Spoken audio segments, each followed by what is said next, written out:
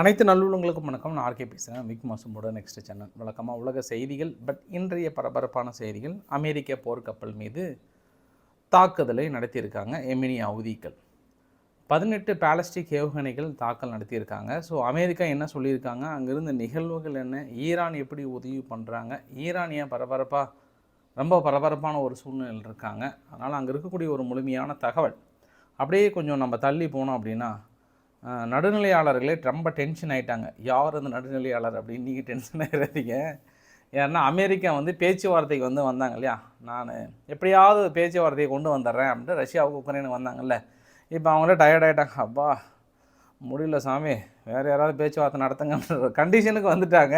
So என்ன சொல்லியிருக்காங்க, அதையும் மீறி நாளைக்கு நான் பேச்சுவார்த்தை நடத்த போகிறேன், புடின்கிட்ட பேச போகிறன்ற மாதிரிலாம் சொல்லியிருக்காங்க. நார்மலாகவே ஜெலன்ஸ்கி கிட்டேயும் சரி இங்கேயும் சரி யார் பேச்சுவார்த்தைக்கு போனாலும் அது கடைசியில் கையெடுத்து கும்பிட்டு கிளம்பிடுறாங்க. இது வரைக்கும் நடந்தது அதுதான். பட் அமெரிக்கா கொஞ்சம் புதுசாக ட்ரை பண்ணாங்க. அதனால் நிறைய எதிரிகளை அவங்க சம்பாதிச்சிட்டாங்க. ஐரோப்பாவில் இழக்க வேண்டிய ஒரு சூழ்நிலை அதையும் தாண்டி ஒரு பெரிய விஷயம் நடந்திருக்கு. நான் உங்களுக்கு உள்ள எல்லா டீட்டெயிலும் சொல்கிறேன். மற்ற நிகழ்வுகள், பாகிஸ்தான் நிகழ்வுகள், அனைத்து நிகழ்வும் ஒருங்கிணைந்த ஒரு தகவலாக, ஒரு கலவையான தகவலாக பார்த்துடலாம். தயாராக போயிட்டே இருக்கலாமா? வீடியோக்குள்ள பார்த்த மாதிரி நீங்கள் நம்ம சேனலை சப்ஸ்கிரைப் பண்ணலாம். சப்ஸ்கிரைப் பண்ணிட்டு வாங்க. மறக்காம பெல் பட்டன் கிளிக் பண்ணி ஆல் ஆப்ஷன்ஸ் கொடுங்க. வீடியோக்குள்ள போகலாம்.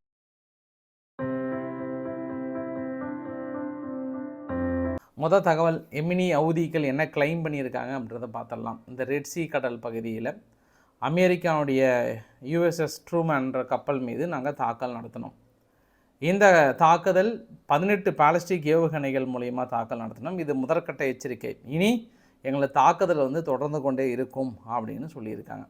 இந்த வரைபடத்து மூலயமா நம்ம பார்த்தோம் அப்படின்னா 719 கிலோமீட்டர் தள்ளி அங்கே ரெட்சின்னு ஒரு டார்கெட் வச்சுருக்கோம் பார்த்தியா, அந்த இடத்துல தான் இவங்க டார்கெட்டை ட்ரை பண்ணியிருக்காங்க. ஸோ இந்த தாக்குதலுக்கு பெருளவுக்கு உதவியாக இருந்தது யாருன்னு அமெரிக்க தரப்பில் என்ன சொல்ல வராங்கன்னா, இந்த 3 ஈரானுடைய போர்க்கப்பல்கள் ரெட்சி கடல் பகுதிக்கு கீழே இருக்குது. இவங்க தான் பெரிய அளவுக்கு இன்டெலிஜென்ட் தகவலை ஷேர் பண்ணியிருக்கணும்.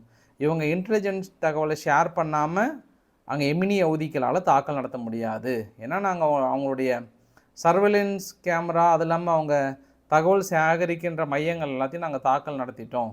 ஸோ ஈரான் இல்லாமல் எமினி ஹவுதிகள் ஒன்றும் கிடையாது. எமினி ஹவுதிகள் எந்த ஒரு தாக்கல் நிகழ்த்தியதற்கு ஈரான் பின்புலமாக இருக்கிறது என்று வெளிப்படையான ஒரு குற்றச்சாட்டு. மறுபடியும் கொஞ்சம் ஆயத்தமாக இருக்காங்க அமெரிக்கா தரப்பிலிருந்து. அமெரிக்கா தரப்பிலிருந்து என்ன சொல்லிட்டாங்கன்னா, இந்த 18 பாலஸ்டிக் ஏவுகணைகளும் எங்களை நோக்கி வீசப்பட்டதான், தாக்கல் நடத்தப்பட்டதான், அதை முறியடித்து விட்டோம். ஒன்று கூட எங்கள் பக்கம் நெருங்கலை, எல்லாத்தையும் துவம்சம் பண்ணி தூளாக்கி இப்படியே சாம்பலாக்கி போடணும் அப்படின்னு அமெரிக்கா தரப்பில் சொல்லிட்டாங்க. தாக்கல் நடத்துறதுக்கு கொஞ்சம் நேரத்துக்கு முன்னாடி FA-18 போர் விமானம் அங்கேருந்து டேக் ஆஃப் ஆகிட்டு வேறு ஒரு அங்கே தான் சுற்றி அமெரிக்காவோட பேஸ்லாம் இருக்கு இல்லையா, அந்த இடத்துல போயிடுச்சு. வழக்கமாக இவங்க எமினி ஹவுதிகள் என்ன மாதிரியான பாலஸ்டிக் ஏவுகணைகள் வைத்திருக்காங்கன்னா, மொத்தம் இப்போது நிலைமைக்கு இந்த 4ல் 1 தான் ட்ரை பண்ணியிருப்பாங்கன்ற மாதிரி சொல்கிறாங்க. ஹவுதி கண்ட்ரோல் டெரிட்டரியை பொறுத்த வரைக்கும் ஃபஸ்ட்டு 1, 2, 3, 4 இருக்குது பார்த்தியா, 4 ஒரு 800 கிலோமீட்டர் வரைக்கும் தள்ளி தாக்கல் நடத்தக்கூடியது. அந்த 4வது இது வேணால் ஆன்டிஷிப் வெர்ஷன் ஆஃப் ஈரானுடைய பவன் அப்படின்னு சொல்கிறாங்க. அதை தான் மேபி அவங்க ட்ரை பண்ணியிருக்கணும். ஏன்னா 780 கிலோமீட்டருக்கு மேலே இருந்தது. அப்போ அதை வைத்து தான் அவங்க தாக்கல் நடத்த ட்ரை பண்ணியிருக்கணுன்ற மாதிரி, அதாவது க்ரூஸ் மிசைல்ஸை ட்ரை பண்ணியிருக்கான்ற மாதிரி சொல்கிறாங்க. மீதியெல்லாம் குறைந்த கிலோமீட்டர் தான். ஸோ இது எல்லாமே ஈரானுடைய மேட் அப்படின்றத அவங்க பெரிய அளவுக்கு பின்புலமாக இருந்து உதவி செய்கிறாங்கன்றது நம்ம புரிஞ்சிக்க முடியுது. ஒன்று.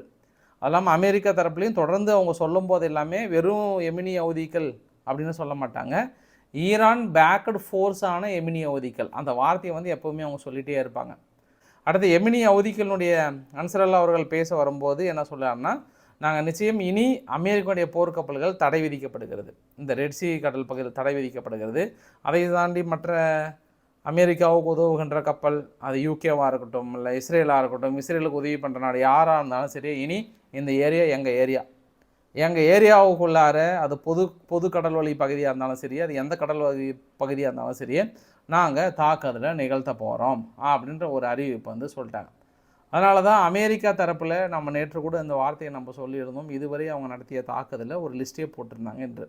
குறிப்பாக மார்க்கோ ரூபியோ அவர்களாக இருக்கட்டும் இல்லை பீட்டர் எக்ஸத்தாக இருக்கட்டும், அவர் தான் டிஃபென்ஸினுடைய ஹெட் ஆகிறாரு. அவர் என்ன சொன்னாங்கன்னா, இதுவரை 174 டைம்ஸ் அமெரிக்காவுடைய நேவி கப்பல் மீது தாக்கல் நடத்தியிருக்காங்க கடந்த 18 மாதத்தில். கமர்ஷியல் ஷிப் மீது 145 தாக்கல் நடத்தியிருக்காங்க. எல்லாமே ப்ரிசைஸ்டு ஆன்டிஷிப் மிசைல்ஸ் மூலிமா தாக்கல் நடத்தியிருக்காங்க. கைடட் மூலிமா, அதாவது இலக்குகளை வைத்து தாக்கல் நடத்தியிருக்காங்க. இது முழுக்க முழுக்க அவங்க மட்டுமே பண்ண வாய்ப்புகள் இல்லை, ஈரான் பின்புலமாக இருந்து பண்ணியிருக்காங்க. ஸோ இனி அவர்களுக்கான நெருக்கடிகள் அனைவருக்கும் நாங்கள் கொடுக்கப்படும் இருக்காங்க. ஸோ நம்ம என்ன புரிஞ்சிக்க முடியுது அப்படின்னா, அவரோட ஸ்பீச் பார்க்கும்போது அந்த ஸ்பீச்சோட பக்கத்தில் ஒரு போர்டு இருக்குது. அந்த போர்டில் அல்லாஹு அக்பர் அப்படின்றது, காட் இஸ் கிரேட்னு இருந்தது, death to America, death to Israel, curse on the Jews, victory for Islam, இஸ்லாமுக்கு எங்களுக்கு வெற்றி கிடைக்கும், அனைத்தும் முடித்து புழிஞ்சிடுவோன்ற மாதிரி தான் கடைசியில் அவங்க சொல்ல வராங்க. ஸோ அதை வச்சு அவங்க என்ன பேச வராங்கன்னு புரியுது, என்ன சொல்ல வராங்கன்றது தெரியுது. இனி அமெரிக்கா போர்க்கப்பலுக்கு இருக்கு வெடி முடிச்சுட்டோன்றாங்க. அமெரிக்காவும் தயாராக இருக்காங்க. இதற்கு முன்பு பைடன் நிர்வாகம் என்ன பண்ணாங்கன்னா, தாக்கல் நடத்திட்டு கொஞ்சம் தள்ளி போயிடுவாங்க, அதுக்கப்புறம் ட்ரை பண்ணுவாங்க. பட் இந்த தடவை அமெரிக்கா ஃபுல்லாக அங்கேயே தான் இருக்காங்க. சரி வா, நீ முடிஞ்ச அடி, நாங்களும் பார்த்துக்கலாம், இனி மோதல்னு வந்துடுச்சு, முடிச்சிடலாம் அப்படின்ற மாதிரி தான் சொல்ல வராங்க. மறுபடியும் ஒரு மிரட்டல் நேற்று நடந்த பூகம்பமே நீங்கள் உணர்ந்திருப்பீங்கன்னு சொல்லிட்டா ஒரு சில வீடியோ பதிவுகள் கூட கிடைச்சிருக்கு பாருங்கள். ஒரு மருந்து கடைன்னு நினைக்கிறேன், அந்த மருந்து கடை மீது மற்ற இடத்துலையுமே தாக்கல் நடந்தது. நேற்று ஒரு போர்ட்டு, அதாவது ஒரு துறைமுகத்தின் மீது தாக்கல் நடத்தினாங்க இல்லையா, இஸ்ரேலினுடைய கேலக்ஸி லேடர்னுடைய கப்பல் என்ன பண்ணாங்க, அந்த நிறுத்தி வைத்திருந்த பகுதி, அதாவது நவம்பர் 2023 பிடிச்சிட்டு அதுக்கப்புறம் அந்த இடத்துல தான் நிறுத்தி வச்சுருந்தாங்க. அந்த கப்பல் நிறுத்தி வச்சிருந்த பகுதி, அதில் இருக்கக்கூடிய மக்கள் விடுதலை பண்ணிட்டாங்க. ஆனால் கப்பல் இன்னும் விடுதலை பண்ணல. அந்த பகுதியை கூட முழுமையாக இனி அந்த கப்பல் யாருக்கும் பயன்படுத்தாத மாதிரி தாக்கல் நடத்தியிருந்தாங்க. அது கூட பர்ன் ஆகிடுச்சுன்ற மாதிரி வந்து சொல்லியிருந்தாங்க.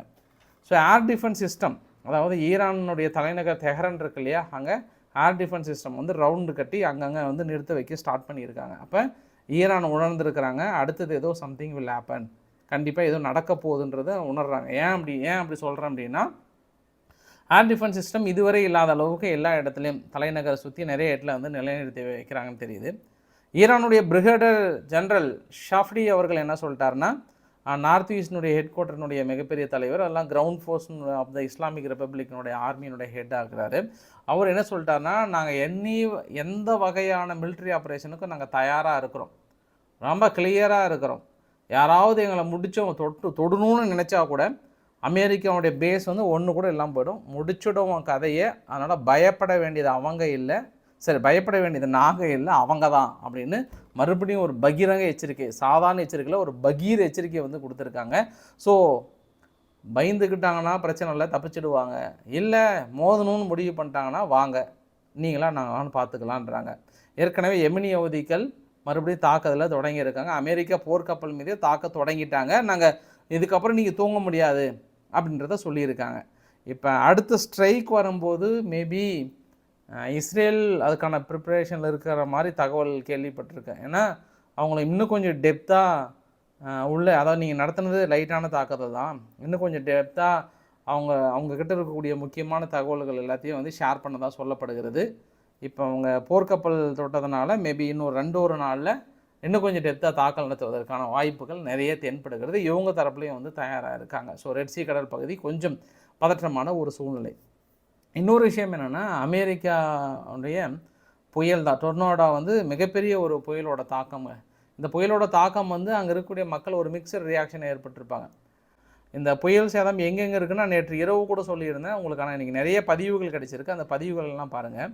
மிசோரி, அப்புறம் டெக்சாஸ், ஒக்லஹோமா, கான்சாஸ், மிசிசிபி, இன்னும் 4 பகுதிகளில் சேர்த்து சொல்கிறாங்க. இந்த பகுதிகள் எல்லாமே இதுவரை இல்லாத அளவுக்கான பாதிப்புகள். அலபாமா அண்ட் டெனசி பகுதியில் தான் 82.8 மில்லியன் மக்கள் வந்து பாதிக்கப்பட்டிருக்கு. அங்கே தான் அந்த காற்றினுடைய இது வந்து ரொம்ப அதிகமாக இருந்ததாக சொல்கிறாங்க. 90 லட்சம் மக்கள் ஒட்டுமொத்தமாக பாதிக்கப்பட்டிருப்பாங்கன்ற மாதிரி சொல்கிறாங்க. அதுக்கான பதிவுகள் பாருங்கள், நிறைய மரங்கள் முழுமையாக வேரோடு பிடுங்கப்பட்டிருக்கிறது. அதாவது ஒரு சில இடத்துல எப்படின்னா அப்படியே ஆலாங்கட்டி மழை அதிகமாக பொழிந்திருக்கு, அப்படியே ஒரு மாதிரி கொட்டிகிட்ருக்கு.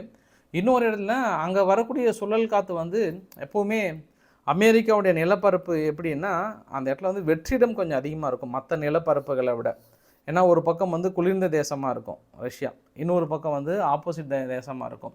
அதனால் திடீர்னு ஒரு சில பகுதிகள் அதிக ஹீட்டாக இருக்கும், ஒரு சில பகுதியில் அப்படியே குளிராக இருக்கும். குளிரும் ஹீட்டும் ஒரே பூமியில் இருந்தது அப்படின்னா அந்த இடத்துல ஒரு வெற்றிடம் உருவாகும். அப்படி வெற்றிடம் உருவாச்சு அப்படின்னா ஒரு சுழல் காற்று உருவாகும். அது சுழல் காற்று உருவாகும் போது தான் கடுமையான புயலாக வரும்.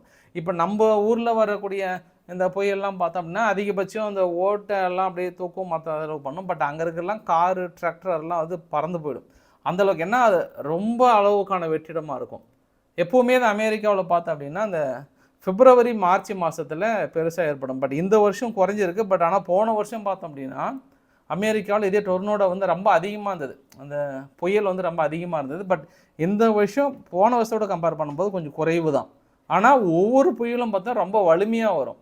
ஸோ இப்போ தான் அவங்க சமீபத்தில் மேலாம் பார்த்தோன்னா ஒரு காட்டுத்தீயால் பெரிய அளவுக்கு பாதிக்கப்பட்டிருந்த மக்களுக்கு இது அடுத்த ஒரு பேரிடி. இது பைடன் காரணம் இல்லை அப்படின்றது இன்னொரு வகையில் சொல்லிடுறேன். ஏன்னா வழக்கமாக எதிர்க்கட்சிகள் மீது நம்ம சொல்லுவோம். அதனால் பைடன்லாம் காரணம் இல்லை. இதுக்கப்புறம் எப்படி அவங்க விரைந்து நடவடிக்கை எடுக்க போகிறாங்கன்றது ஒன்று. இன்னொன்று அமெரிக்காவுக்கு ஒரு பெருத்த டேஞ்சர். இதுக்கப்புறம் நம்ம என்ன பண்ணலாம், அமைதியாக சரண்டர் ஆகிடலாமான்ற ஒரு எண்ணத்தை உருவாக்கி இருக்கிறாங்க ஃப்ரான்ஸ். ஏற்கனவே கனடாவுக்கு போயிட்டு நீர்மூழ்கி கப்பலை அனுப்பி நண்பா வா நண்பா உனக்கு முழு உதவி செய்கிறேன்னு சொன்னது.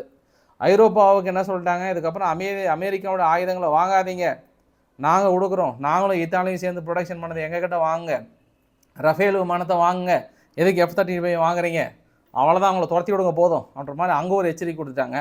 இன்றைக்கி கிரீன்லாந்து போயிட்டாங்க. கிரீன்லாந்துக்கு போயிட்டு அந்த பனிப்படர்ந்த தேசத்தில் எப்படி நம்ம போர் பயிற்சிகளை மேற்கொள்கிறது, அதுவும் குறிப்பாக டென்மார்க், ஃப்ரான்ஸ், அவங்க கிரீன்லாந்து எல்லாம் இணைந்து அங்கே போர் விமானங்கள் ஆர்டிக் பகுதியில் எப்படிலாம் நம்ம ஒத்திகை செய்கிறதுன்னு அடுத்த கட்டத்துக்கு வந்து இறங்கிட்டாங்க. அதாவது கிரீன்லாந்தில் போயிட்டு ஃப்ரான்ஸ் இறங்குறதுக்கான காரணம் என்னென்னா அவ்வளோதான் முடிச்சுட்டோம், அமெரிக்கா என்ன நினச்சிட்ருக்கீங்க, நீங்கள் இனிமேட்டு எங்கெங்கெல்லாம் நீங்கள் வைக்கிறீங்களோ அடுத்து நாங்கள் கால் வைக்க போகிறோன்றாங்க. இப்போ தான் ஒரு உலக தலைவர் உருவாக்கி கொஞ்சம் அமைதியாக இருக்கிறாரு.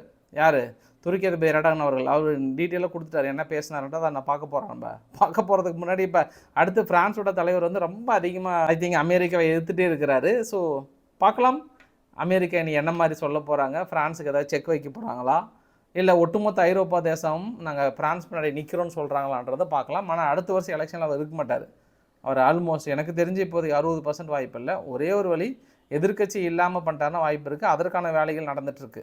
எதிர்க்கட்சிகள் மீது ஃபண்டு சரியாக அவங்க கையாடலன்னு சொல்லிட்டு அதுக்கான வழக்குகள் தொடுக்கப்பட்டு அந்த வழக்குகள் மரியன் லீ பென் மீது நடந்துகிட்ருக்கு. மேபி அவரை பேன் பண்ணலான்ற ஐடியாவில் இருக்காங்க. அது நார்மலாகவே ஐரோப்பாவில் இது மாதிரி நிகழ்வுகள் நடக்கும். ஏன்னா ஜனநாயகன்ற போர்வையில் அங்கே ஜனநாயகம் அவ்வளோ இருக்காது. எந்த அளவுக்கு முடக்கணுமோ அந்த அளவுக்கு அடுத்தடுத்த டார்கெட்லாம் வைக்க தான் செய்வாங்க அவங்க. ரோமானியாவில் தொடங்கி இங்கே ஜெர்மனியில் அது மாதிரியான நிகழ்வுகள்லாம் நடந்தது. அது மாதிரி ஒரு சில விஷயம் நடக்க தான் செய்யும். சரி, நம்ம ரொம்ப பேச வேண்டாம், அடுத்த விஷயத்துக்கு போயிடலாம். ஏன்னா நார்மலாகவே ரஷ்யா உக்ரைன் பேச்சுவார்த்தையில் யாரெல்லாம் நடுநிலை நிற்கிறாங்களோ அவங்கெல்லாம் டயர்டாகி ஒதுங்கி போயிடுவாங்க. ஐயா இவர் என்ன திரும்ப பேசிகிட்டு இருக்கிறாரு, இவர்கிட்டலாம் நம்மளால பேச்சுவார்த்தை நடத்த முடியாது, அதனால் அவங்களே அப்படியே டயர்டாகி ஐயான்னு எங்களை ரொம்ப அடிக்கிறாங்க, எல்லாம் அவங்க ரொம்ப அடி வாங்குறாங்க, அதனால் எங்களுக்கு பேச்சுவார்த்தை வாங்குற அளவுக்கு டயர்டாகி போயிட்டாங்க. ஃபஸ்ட்டு துருக்கி அதிபர் எர்டோகன் அவர்கள் கையில் எடுத்தார், அவர் டயர்டாகி போயிட்டார். அதுக்கப்புறம் சீனா ஓடி வந்தாங்க, அவங்களும் டயர்டாகி போயிட்டாங்க. அப்போ ஆளை விடுப்பா சாமி, நீயாச்சு உங்கள் நாடாச்சு என்னை விட்டுருங்கன்ட்டாங்க. அதுக்கப்புறம் மற்ற நாடுகள்லாம் கேட்டாங்க, இந்தியாவை கூட கேட்டாங்க. இந்தியா நீங்களே பேச்சுவார்த்தை நடந்துக்கோங்கப்பா, மூன்றாவது நாடெலாம் உள்ள நுழைஞ்சால் அது செட் ஆகாது அப்படின்னு சொல்லிட்டாங்க. அதனால் இந்த மாதிரி எந்தெந்த நாடுகள்லாம் உள்ளே வருதோ அவங்க எல்லாம் ஃபுல்லாக கெட்ட பேர் வாங்குறது, அடி வாங்குறது, இல்லை ஏகப்பட்ட பிரச்சனை இருக்குதுல்ல.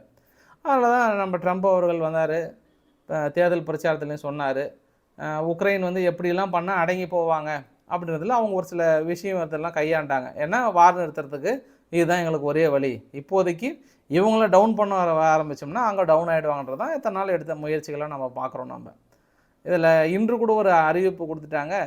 குறிப்பாக அமெரிக்கானுடைய இன்வெஸ்டிகேஷன் வந்து உக்ரைனுக்குள்ளே பண்ணிகிட்டு இருந்தாங்க. ஏன்னா ரஷ்யா மிகப்பெரிய ஒரு இனப்படுகொலை பண்ணியிருக்காங்க உக்ரைனுடைய இன்வேஷனில், அதனால் அவர்கள் மீது விசாரணை நடத்தணுன்ற மாதிரிலாம். அதுக்கு பெருசாக ஒரு 20 அதிகாரிகள், அவங்களாம் சாதாரண அதிகாரிலாம் கிடையாது, கண்ணில் பார்த்தாவே வந்து ஷெர்லாக் ஹோம்ஸ் மாதிரி வந்து கண்டுபிடிச்சிருவாங்க, எப்படி கொலை பண்ணாங்க என்ன பண்ணாங்கன்ற மாதிரிலாம் பயங்கரமாக கண்டுபிடிச்சிருவாங்க. அந்த மாதிரி அதிகாரிகள் நியமிச்சிருக்காங்க, சம்பளமும் அதிகம். இவ்வளோ எங்கள் நாட்டிலே நான் சம்பளம் கொடுத்து உட்கார வைக்காத உங்கள் நாட்டில் சம்பளம் கொடுத்து நான் இன்வெஸ்டிகேஷன் பண்ணி நான் என்ன பண்ணுறது, இல்லை நான் என்ன பண்ணுறது சொல்லுங்கன்ட்டு அவங்க நீங்கள் வாங்கப்பா இல்லை கிளம்பி வாங்க போதும் அப்படின்னு அமெரிக்கா அந்த இன்வெஸ்டிகேஷன் நிறுத்திட்டாங்க. அதுவுக்குமே எனக்கு ஜெலன்ஸ்கி புலம்பி தள்ளிட்டார், இது எல்லாமே நீங்கள் அவங்களுக்கு உதவி செய்கிறீங்களான்ற மாதிரி. சரி, நான் என்ன சொல்ல வரேன்னா, மார்க்கோ ரூபியோ அவர்கள் வந்து இன்றைக்கி ரொம்ப சொல்லிட்டார், ப்ராசஸ் போயிட்டுருக்கு, ஆனால் வார் எப்போ முடிவுக்கு வரும்னு தெரில, we are feel so difficult, it's complicated, ரொம்ப கடினமாக இருக்குன்ட்டாங்க. நாங்கள் இந்த மாதிரி ஒரு கடினமான ஒரு சூழ்நிலையை நாங்கள் அனுபவிச்சதே இல்லைன்றாங்க. அதாவது இந்த போர் நிறுத்தத்துக்கு கொண்டு வர்றதுக்காக ஐரோப்பாவை ஃபுல்லாக எதுக்க வேண்டிய ஒரு சூழ்நிலை யாருக்கு? அமெரிக்காவுக்கு. அதனால் அது வரி யுத்தம் அது இதுன்னு சொல்லிட்டு, அதனால் அவர் நட்பு வட்டத்தை குறைச்சது தான் முக்கியம். ஆனால் அங்கே போர் நிறுத்தின பாடு இல்லை. ஏன்னா எப்போ கையெழுத்து போட்டுட்டு வந்தாங்களோ அதுக்கப்புறமும் தாக்குதல் ரொம்ப அதிகமாக தாங்க இருக்குது. அவங்க எண்ணெய் கிணறுகள் மேல் தாக்கல் நடத்துறது, மறுபடியும் ரஷ்யா இங்கே தாக்கல் நடத்துறது ரொம்ப உக்கிரமாயிடுச்சு. அது குர்க்ஸ் ரீஜியனை முழுமையாக ரஷ்யா கைப்பற்றினதுக்கப்புறம் அடுத்தடுத்த நகர்வுகள்லாம் ரொம்ப கொஞ்சம் அதிகமானதுனால சரி ஃபைனல் ட்ரை என்ன அப்படின்னா, ட்ரம்ப் அவர்கள் நான் நேரடியாக புட்டின்கிட்ட மறுபடியும் நான் பேசுகிறேன், நாளைக்கு செவ்வாய்க்கிழமை நல்ல நாளாக இருக்குது, நல்ல நாளில் நல்ல நேரம் பார்த்து எனக்கு சொன்னீங்க அப்படின்னா நான் பேசிடுறேன். ட்ரம்ப் அவர்களும் புட்டினோட பேச்சுவார்த்தையில் தான் கிட்டத்தட்ட ஃபுல் டீட்டெயில் தெரியும். மறுபடியும் ஜெலன்ஸ்கி ஓடி வந்து நாங்கள் எந்த பகுதியிலும் நாங்கள் விட்டுலாம் கொடுக்க மாட்டோம், அப்படி விட்டு கொடுக்கறதுக்கான வாய்ப்புகளும் இல்லை, நான் கையெழுத்து போட்டால் கூட எனக்கு பின்னாடி 2 அண்ணன்கள் இருக்காங்கன்னு சொல்லிட்டு இப்படி கை காட்டியிருக்கிறார். ஒன்று யூகேவும் இன்னொன்று வந்து ஃப்ரான்ஸுங்கிறாங்க. அவங்க இருக்கிற வரைக்கும் எந்த பிரச்சனையிலன்னு இருக்காங்க. கன்ஃபார்ம் பண்ணிட்டாங்க. யூகேலிருந்து 10,000 நபர்கள் 10,000 வீரர்களை உக்ரைனுடைய அமைதிக்காக வந்து அனுப்புகிறாங்க. இவங்க வந்து பீஸ் கீப்பர்ஸ், அதாவது கன்று தூக்கிட்டு எல்லையில் சண்டைக்கு போயிட்டு நாங்கள் அமைதி ஏற்படுத்துறதுக்காக வந்திருக்கிறோம் அப்படின்றாங்க. இதில் நேட்டோ நாடுகளுக்கும் என்ன பெரிய ஒரு சங்கடம், தர்ம சங்கடமான ஒரு பிரச்சனைனா, இப்போ குர்க்ஸ் ரீஜனில் நிறைய பேர் வந்து சரண்டர் ஆனாங்கல்ல, அந்த சரண்டரில் நேட்டோனுடைய 30 ஆஃபீஸர் வந்து சரண்டர் ஆகிருக்காங்களாம். இப்போ இத்தனை நாள் நேட்டோவுக்கு இதுக்கு சம்மந்தம் இல்லைன்னு சொன்னவங்க ரஷ்யா ஏற்கனவே சொன்னாங்க, நாங்கள் உக்ரைனை எதிர்த்து போராடல, ஒட்டுமொத்த நேட்டோ நாடுகளை எதிர்த்து தான் நாங்கள் சண்டை போட்டுட்ருக்குறோம்னு தொடர்ந்து சொல்லிட்டு இருந்தாங்க.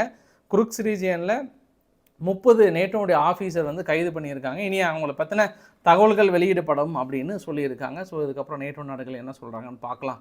ஐயோ அவங்க யாருன்னு எங்களுக்கு தெரியாதுங்க, ஒருவேளை நீங்களே புட்டினே டபுள் புட்டினாக இருக்கும்போது இந்த மாதிரி ஆளுங்க டபுள் ஆளுங்களாக இருக்க முடியாதா அப்படின்னு நாளைக்கு ஏதோ சொல்கிறாங்களா என்னன்னு தெரியல. வரைபடத்தோடு பார்க்கும்போது முதல் வரைபடம் இங்கே நம்ம நேற்றுக்கு வித்தியாசம் தெரியுதா? குர்க்ஸ் ரீஜனில் அந்த நீல கலர் மட்டும்தான் இப்போது நிலைமைக்கு உக்ரைனுடைய கைவசம். ஆனால் ரஷ்யா என்ன பண்ணிட்டாங்க, கொஞ்சம் அட்வான்ஸாக இப்போ உக்ரைனோட பகுதியும் சேர்த்து பிடிக்க ஆரம்பிச்சிட்டாங்க. சமி ஒப்லாஸ்ட்டை தனது கட்டுப்பாட்டுக்குள்ளே கொண்டு வராங்க அடுத்தடுத்த வீரர்கள். ஏன்னா உங்கள் பகுதி இருக்கிற வரைக்கும் தான் நீங்கள் நுழையிறீங்க, அதையும் நாங்கள் பிடிச்சிக்கிட்டா என்ன பண்ணுவீங்க அப்படின்ட்டு. இப்போ என்ன ஆச்சுன்னா இவங்க அந்த குர்க்ஸ் ஒப்லாஸ்ட்டை இழக்கிறது மட்டும் இல்லாமல் அந்த பகுதியிலும் சேர்ந்து இழக்கிறாங்க. இப்போ இந்த பலே திட்டத்தினால, மிகப்பெரிய ஒரு திட்டத்தினால இழக்கிறாங்கன்றது யூகே இன்டெலிஜென்ட் அவங்களுக்கு தகவல் கொடுத்தாங்களா என்னன்னு தெரியல. சரி, ரஷ்யா என்ன கேட்குறாங்க அப்படின்னா, இந்த வரைபடத்தில் பார்த்தீங்கன்னா ஒட்டுமொத்தமாக நௌரோசியா அப்படின்ற ஒரு வார்த்தையை பயன்படுத்தியிருக்காங்க. நௌரூசியா அப்படின்னா ஏற்கனவே இந்த வரியாக இருக்குல்ல, கிரீமியா, கெர்ஷன் ஒப்லாஸ்ட், ஜாப்ரோசியா ஒப்லாஸ்ட், டானக்ஸ், லொஹான்ஸ், இந்த பகுதி மட்டும்தான் ரஷ்யா இப்போது நிலைமைக்கு தனி டெரிட்டரியாக அனௌன்ஸ் பண்ணியிருக்காங்க. கெர்ஷன், ஜாப்ரோசியா, டானக்ஸ், லொஹான்ஸ் ஒப்லாஸ்ட் இது வந்து தனி டெரிட்டரியாக சொல்லிட்டாங்க. இப்போ என்னென்னா இன்னும் கொஞ்சம் நம்ம ஸ்ட்ரென்த் பண்ணணும் நம்ம நாட்டு அப்படின்னா, மேலே கார்கியோ ஒப்லாஸ்ட், டினிப்ரோடெக்ஸ்ட், மைக்கோல்வியா, ஒடிசா ஒப்லாஸ்ட், இது எல்லாமே இன்னும் கொஞ்சம் நாள் இவங்க ஒத்து வரல அப்படின்னா அடுத்து இது ஆல்மோஸ்ட் ஃபுல்லாக கண்ட்ரோல் கொண்டு வந்துட்டாங்க. இந்த ஃபஸ்ட்டு இருக்குல்ல லொகான்ஸ், டானக்ஸ், இது ஃபுல்லாக தனது கண்ட்ரோல் கொண்டு அடுத்து நோக்கி போயிட்டுருக்குறாங்க. இப்போ இது வந்து தனது கண்ட்ரோலுக்குள்ளே கொண்டு வந்துட்டா இன்னும் கொஞ்சம் ரஷ்யா சேஃபாக இருக்குன்ற மாதிரி சொல்கிறாங்க. இப்போ இந்த பாலிஸ் ஆன் கோர்ட்டுன்ற மாதிரி இந்த பாலிஸ் ஆன் ஜெலன்ஸ்கி, இப்போ ஜெலன்ஸ்கி தான் முடிவு பண்ணுன்ற மாதிரி சொல்லியிருக்காங்க. ஆக்சுவலாக பிடிக்கப்பட்ட பகுதிகளும் உங்களுக்கு நான் வரைபடத்தில் காட்டுறேன். இது வரைக்கும் பிடிக்கப்பட்ட பகுதிகள் கொஞ்சம் நெருங்கிட்டாங்க. ரெண்டாவது அடுத்த இது ரீஜியனை நோக்கி அவங்க போயிட்டுருக்காங்கன்றது தெளிவாக தெரியுது. லின்சே கிரஹாம் அவர்கள் ஃபைனலாக பொறுத்தது போதும் பொங்கியல் மனோகரன்ற மாதிரி ரஷ்யாவுக்கு மிகப்பெரிய ஒரு வார்னிங் கொடுத்துருக்காங்க. அமைதி ஒப்பந்தத்துக்கு வரையா இல்லை பொருளாதார தடையை போட்டு முடிக்கிட்டோமா உன் கதையை, முடிக்கிட்டோமா, முடிச்சேன்னா இந்த தடவை கொலாப்ஸ் ஆகிடுவீங்க, ஒன்றுமே இல்லாமல் ஆகிடுவீங்க. ரஷ்யா உங்களுக்கு கடைசி எச்சரிக்கைன்றாங்க. இப்போ அவங்க மனசுக்குள்ள நினச்சிருப்பாங்க, இந்த மாதிரியான மிரட்டல் நாங்கள் பல விதை பார்த்துட்டோம், மிரட்டின ஆளுங்கள்லாம் பாருங்கள் பதவி விலகிட்டு அந்த பக்கம் ஓரமாக்குறாங்க, போய் கேட்டு பாருங்கன்னு மனசுக்குள்ள நினைக்கிறாங்களா என்னன்னு தெரியல. சரி, அமெரிக்கா நிகழ்வுகள் ஒரு சில பார்த்து நம்ம வீடியோ பதிவு முடிக்கலாம். நம்ம குறிப்பாக நேற்று என்ன நடந்தது அப்படின்னா, வெனிசுலாவுக்கு ஒரு 230 பேர் பக்கம் அனுப்ப வேண்டியதுங்க. 200 பேர் பக்கம், அதாவது அமெரிக்காவில் இல்லீகலாக வந்துட்டு ஏகப்பட்ட ஏடாகூடமான வேலைகள் செய்கிறது, போதைப் பொருளை விற்கிறது, அதை பண்ணுறது இதை பண்ணுறது, கொலைன்னு பயங்கரமான கிரிமினல் பர்சன்ஸ் அவங்க எல்லாமே பிடிச்சிட்டாங்க. வெனிசுலா தான் இப்போ ரீசெண்டாக ஏற்றுக்க மாட்டேங்கிறாங்களே. நிக்கோலஸ் மதுரோ அவர்கள், நீங்கள் எங்கள் நாடு மீது எங்கள் கப்பல் எண்ணெய் வளங்கள் மீது நீங்கள் எடுக்கிறது தடை விதிச்சிட்டிங்க, அதனால் எங்களுக்கு திருப்பி அனுப்பாதீங்கன்னு சொன்ன உடனே இவங்க என்ன பண்ணிட்டாங்க, வெனிசுலாவுக்கு போக வேண்டிய விமானம் நேராக அங்கே போயிடுச்சு, ஏற்றுக்கல. உடனே இங்கே வந்துட்டாங்க, எல் சல்வடார் வந்துட்டாங்க. பக்லே அவர்கள் ஏற்கனவே 6 மில்லியனுக்கு மேலே ஒப்பந்தம் போட்டாங்க இல்லையா, வாங்க தலைவர்களே வாங்க வாங்கன்னு இருக்காங்க. அந்த சிறை வந்து 4000 பேர்த்துக்கு மேலே பிடிக்குமா, வீடியோ பதிவு கூட பாருங்கள். எல்லாத்தையும் வந்து இறக்கிட்டாங்க.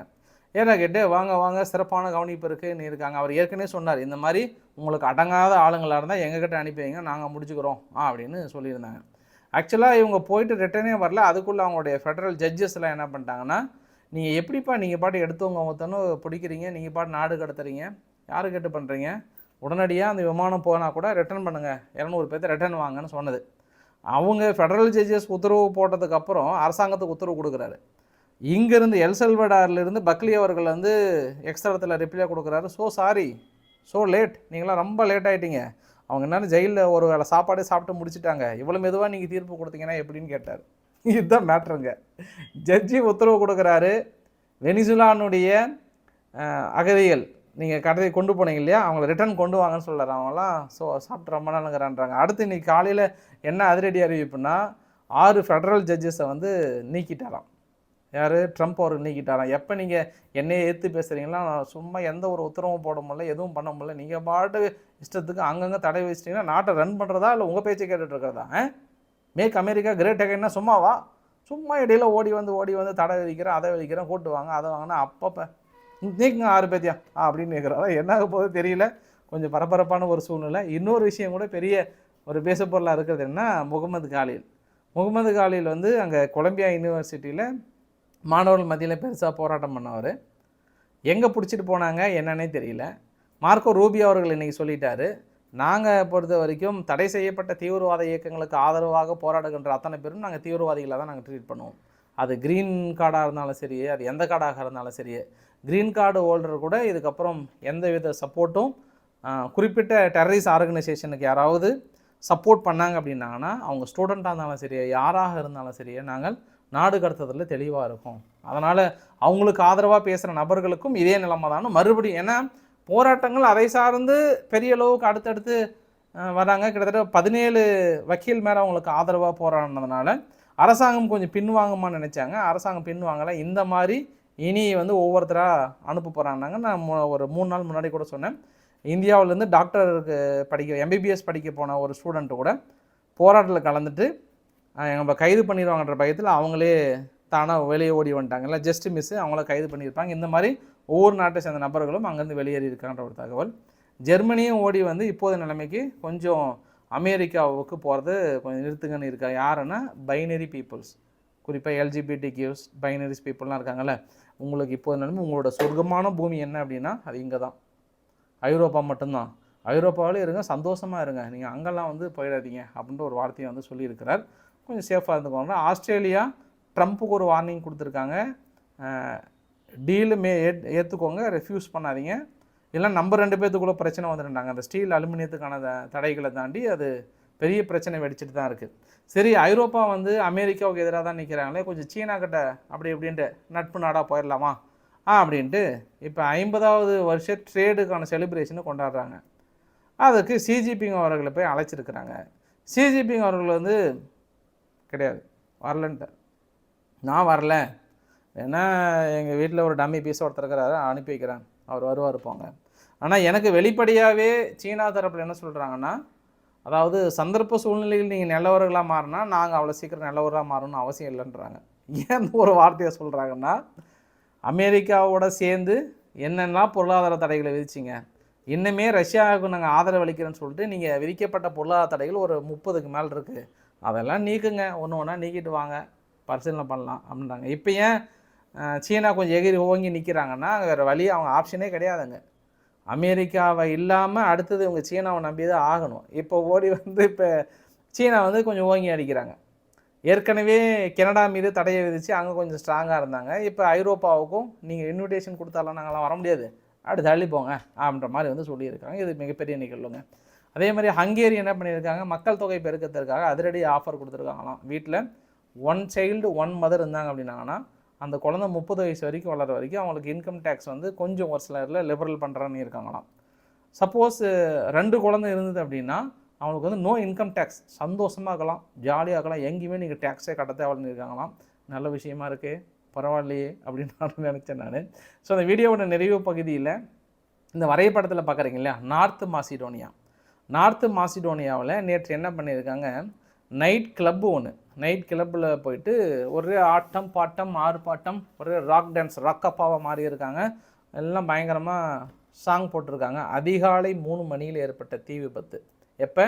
அதிகாலை 3 மணி வரைக்கும் அவங்க குத்தாட்டம் போட்டிருக்காங்கன்னா என்ன மாதிரி ஆளுங்களாக இருப்பாங்க. சரி, ஓகே, ஏதோ அவங்க ஆடிட்டுருக்காங்க. திடீர்னு ஏற்பட்ட தீ விபத்தில் ஃபஸ்ட்டு 60 பேர் ஸ்பாட் அவுட்டு. இப்போ என்ன சொல்கிறாங்கன்னா 80 பேர் பக்கம் இறந்து போயிருப்பான்னு சொல்கிறாங்க. நார்த் மாசிடோனியான்றது ரொம்ப சின்ன பகுதி. அங்கே ஒரே சமயத்தில் இவ்வளோ பெரிய விபத்து நாட்டையே உலுக்குகின்ற சம்பவமாக இருக்கிறது அப்படின்ற மாதிரி வந்து சொல்லியிருந்தாங்க. அது சம்பவம் நம்பர் 1. சம்பவம் நம்பர் 2 என்னென்னா பாகிஸ்தானில் பலுசிஸ்தான் லிபரலேஷன் ஆர்மி டெய்லியும் ஒரு அட்டாக் கொடுக்குறாங்க.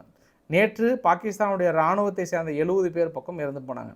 இன்றைக்கி என்ன பண்ணிட்டாங்க, சீனானுடைய மைன்ஸில் இருக்கக்கூடிய சீனானுடைய லாரியெல்லாம் இருக்குல்ல, வீடியோ பதிவு பாருங்கள், எல்லாத்தையும் என்ன பண்ணிட்டாங்க, மர்ம நபர்கள், அதாவது பலுசிஸ்தான் லிபரலேஷன் ஆர்மியில் இருக்கக்கூடிய மர்ம நபர்கள் உள்ளே போயிட்டு எங்கெங்கேயும் கொளுத்திட்டாங்க, தாக்கல் நடத்தியிருக்காங்க. சீனாவுடைய கம்பெனி வெளியேறணும்னு சொல்கிறாங்க. இப்போ இவங்க தான் ஒரு பிரச்சனை அப்படின்னா, இஸ்லாமாபாத்தில் உங்களுக்கு அடுத்த ஒரு வீடியோ பதிவு, ஒரு கால் சென்டர் ஒன்று இயக்கிட்டு இருக்காங்க சீனா சார்பாக. திடீர்னு அங்கே என்ன ஆச்சோ தெரியல, அங்கே இருக்கக்கூடிய பாகிஸ்தான் மக்கள் வந்து உள்ள கடைக்குள் நுழைஞ்சு இருக்கிற கம்ப்யூட்டரில் எல்லாத்தையும் வந்து தூக்க ஆரம்பிச்சிட்டாங்க. மொத்தமாக ஒரு 110லேருந்து ஒரு 150 கம்ப்யூட்டர் மேலே இருக்குன்றாங்க. கம்ப்யூட்டர், லேப்டாப்பு, எலக்ட்ரானிக் சுவிட்சை கூட வரலையாம், போர்டில் இருக்கிற சுவிட்சை கூட பிடிங்கிட்டு போயிட்டாங்களாம். எதுக்கு நம்மளுக்கு யூஸ் ஆக பாத்ரூமில் செட் பண்ணிக்கலாம் அப்படின்ட்டு பாருங்கள், வீடியோ பற்றி நீங்களே பாருங்கள். இஸ்லாமாபாத்தில் வந்து அங்கே இருக்கக்கூடிய ஃபர்னிச்சர்ஸ் மீது எல்லாமே நல்ல வேலை, பேண்ட்டை உருவி இருப்பாங்க போல், அந்த வாட்ச்மேன் தள்ளி நிற்கிறது பெட்டர், அந்த அளவுக்கு மக்கள் உள்ளே போந்து எடுத்துகிட்டு இருக்காங்க. இப்போ சீனா என்ன நினைப்பாங்கன்னா, ஏப்பா என்னதான்ப்பா பிரச்சனை, அங்கே பலுசிஸ்தான் லிபரலேஷன் ஆர்மி சரி அவங்க வளங்களை தூக்குறோம் அப்படின்னா, அங்கே ஏதோ இஸ்லாமாபாத்தில் வந்து நீங்கள் எங்களுடைய கால் சென்டர் கொண்டு வந்து நீங்கள் அடித்து நொறுக்குறீங்க அப்படின்னா என்ன அர்த்தம்? அப்போ அரசாங்கம் என்ன பண்ணுது, அரசாங்கம் என்ன ஏன் தட்டி கேட்கலன்னு சீனாவுக்கு ஒரு வருத்தமாக இருக்குது. ஆக்சுவலாக சீனா அதிகமான ஃபண்டிங் கொடுத்துருக்காங்க பாகிஸ்தானுக்கு இருக்கக்கூடிய இப்போ ஒரே ஆறுதல் யாருன்னா இப்போ சீனா தான். அவங்க என்ன, இப்போ இந்தியாவும் எதிரியாக இருக்காங்க, அமெரிக்கா அதை விட எதிரி ஆகிட்டாங்க. இப்போ ஏன்னா இன்றைக்கி துளசி ஜெபார்ட் அவர்கள் இன்றைக்கி வந்துட்டாங்க, வந்து இந்தியாவில் மோடி அவர்களை சந்திச்சிருக்காங்க, அப்புறம் அஜித் தோவல் அவர்களை சந்திச்சிட்டாங்க. 20 டாப் ஸ்பை பாஸஸ்ன்னு இருக்காங்க, அவங்களையும் தனிப்பட்ட ஒரு மீட்டிங், தனி க்ளோஸ்ட் ரூமில் ஒரு மீட்டிங் அரேஞ்ச் பண்ணியிருக்காங்க. இந்த மீட்டிங்கில் காலிஸ்தான் செப்பரேட்னா பிரிவினைவாதிகளுக்கு எதிராகவும் உலகளாவிய அளவில் தீவிரவாதத்தை ஒடுக்குவதற்காகவும் என்னெல்லாம் நடவடிக்கைகள் எடுக்கணும், எப்படியெல்லாம் இன்டெலிஜென்ட்டை ஷேர் பண்ண போகிறோம், என்ன மாதிரியான விஷயங்கள் பண்ண போகிறோம். நார்மலாகவே துளசி ஜெபார்ட் அவர்கள் கொஞ்சம் அவங்க இந்துவிசம் ஃபாலோ பண்ணுறதுனால இந்தியாவுக்கு நிறைய உதவி பண்ணுவாங்கன்னு ஏற்கனவே பதவி உட்காரதுக்கு முன்னாடியே பெரிய விமர்சனம் வைக்கப்பட்டது. இப்போ ஓடி வந்து இந்த மாதிரியான விஷயங்கள் ஷேர் பண்ணுறதுனால இது பாகிஸ்தானுக்கு ட்ரபிளாக தான் இருக்கும். அப்போ இந்தியா மேலே அமெரிக்கா எல்லாமே எதிர்ப்பு நிலையில் இருக்கும்போது ஆப்கானிஸ்தான் அதை விட மோசம். இன்னொரு விஷயம் என்ன சொல்கிறாங்கன்னா, இந்தியா வந்து டைரெக்டாக பலுசிஸ்தான் லிபரலேஷன் ஆர்மிக்கு உதவி பண்ணதானே இல்லை, ஆப்கானிஸ்தானில் கொடுத்து ஆப்கானிஸ்தானில் தான் பண்ணிகிட்ருக்காங்கன்றது தெரியும். ஏன்னா ஆப்கானிஸ்தான் பொறுத்த வரைக்கும் அக்கௌண்டபிள் கிடையாது, எல்லாமே லிக்யூடு கேஷ் தான் அங்கே அதிகமான விஷயம். லிக்யூடு கேஷ் அப்படின்னும் போது ஈஸியாக எங்கே ஃபண்டு உள்ளே வரும் எங்கே வராதுன்னு பாகிஸ்தானால் அவ்வளோ சீக்கிரம் கண்டுபிடிக்க முடியாது. ஏன்னா நீங்கள் ஒருத்தருக்கு அக்கௌண்ட் நம்பர் அனுப்பிச்சா தானே உங்களுக்கு பிரச்சனை, அக்கௌண்ட் நம்பர் அனுப்பாமல் இந்த மாதிரியான விஷயங்களுக்கு அனுப்புனாங்கன்னா அவ்வளோ சீக்கிரம் கண்டுபிடிக்க முடியாது. அதனால் ஆப்கானிஸ்தான் இல்லாமல் பலுசிஸ்தான் லிபரலேஷன் ஆர்மி கிடையாது. அதனால் அவங்கள வச்சு தான் அப்படி நாட்டை பிரிக்கணும்னு நினைக்கிறேன். ஏற்கனவே பிரச்சனை, அப்போ அங்கேயும் பிரச்சனை, இங்கேயும் எல்லாத்தையும் இப்போ சீனாக்காரங்களையும் நீங்கள் அடித்து துரத்துனீங்கன்னா அது உங்களுக்கே பெரிய பிரச்சனை ஆகிடும். ஏற்கனவே அங்கே இந்திஸ் அங்கே பாட முடியாமல் இருக்காங்கங்க. அதனால் கொஞ்சம் பாகிஸ்தான் இதெல்லாம் உணர்ந்துருப்பாங்கன்னு நினைக்கிறேன் நான். இன்னொரு கிளைமேக்ஸ் என்ன அப்படின்னா, 3 நாடுகள் மிகப்பெரிய ஒரு போராட்டம். விக்டர் ஓர்பன் ஹங்கேரிக்கு எதிராக இதுவரை இல்லாத ஒரு போராட்டம் மக்கள். இன்னொன்று என்னென்னா, இங்கே செர்பியாவில் வவுசிக் அவர்களுக்கு எதிரான ஒரு போராட்டம். பிரேசிலில் லூலுடா சில்வா அவர்களுக்கு எதிராக மிகப்பெரிய ஒரு போராட்டம், போல்சோனாரோ வந்து அனௌன்ஸ் பண்ணியிருக்காங்க, பெரிய ஒரு போராட்டம். 3 நாடுகளுமே ஆட்சியை மாற்றக்கூட அளவுக்கான ஒரு போராட்டம் நடந்திருக்கிறது. உங்களுக்கெல்லாம் ஒன்று தான், போராட்டத்தை அடக்கணுன்னா இங்கே வாங்க, தமிழ்நாட்டு போலீஸ்கிட்ட கற்றுக்குவோங்க, எப்படி இந்த போராட்டத்தை அடக்கிறதுன்னு தெரிஞ்சுக்கோங்க. விடிய காலில் போய் இப்போ போராட்டம் பண்ணணும்னு நினச்சாங்கன்னா கைது பண்ணி அருமையாக அங்கே போராட்டமே நடத்த முடியாத அளவுக்கு பண்ணி பக்காவாக ஒரு ஸ்கெட்ச் போட்டு தூக்குறாங்க. வந்து இங்கே கற்றுக்குவாங்க, இந்த போராட்டத்தை உங்களால் தடுக்க முடியும்னு நினைக்கிறேன் நான். சரி, ஓகே, பிடிச்சிருந்தால் லைக் பண்ணுங்கள், ஃப்ரெண்ட்ஸ்க்கு ஷேர் பண்ணுங்கள், சப்ஸ்கிரைப் பண்ணுங்கள். ரவிக்குமார். ஸோ ஆர்கே சேனல் நன்றி, வணக்கம்.